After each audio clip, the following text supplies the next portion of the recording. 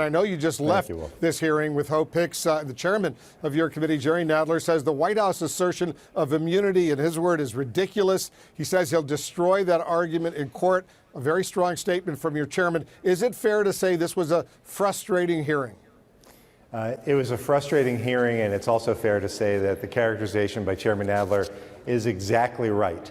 This was the first opportunity for Congress to hear from one of the central figures in the Mueller report, one of the close confidants of the President of the United States, and they asserted this blanket immunity that doesn't exist, will go to court like we now have to because of what Hope Hicks did today, but she simply refused time and time again to respond to any questions, including the questions that she answered for Robert Mueller. We need to find out from her. The American people deserve to hear directly from the people who were the subjects of the Mueller report, what they were doing in all of the cases of obstruction of justice that were laid out in the Mueller report that he then handed over to Congress to do the investigation that we're now pursuing.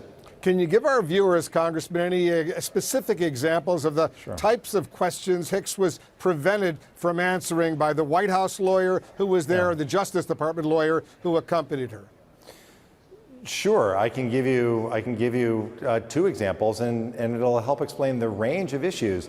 On the subject of the obstruction of justice laid out by Mueller, that is, the president asked his personal lawyer to fire the special counsel. Then when that was reported, the president asked him to lie about it. Then he asked him to create a false record. Well, Hope Hicks knows about all of that, given the role that she played in the White House.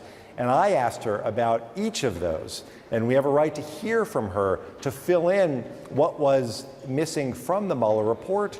And in each instance, the White House lawyer jumped in and said, nope, you can't answer that. Those were really troubling. But to show you how absurd it is, she couldn't even answer a question about whether she told the truth to the Mueller team, whether she might have perjured herself to the Mueller team, any questions at all, whether she had opinions today about what's in the Mueller report, whether she could read an article and give her opinion about the article. If it had to do with her time in the White House, the White House lawyers jumped in to try to block our ability to get the truth, to continue stonewalling Congress, and to obstruct our investigation into what happened, particularly all of those areas of obstruction of justice that Mueller laid out for us and urged Congress to take the next step.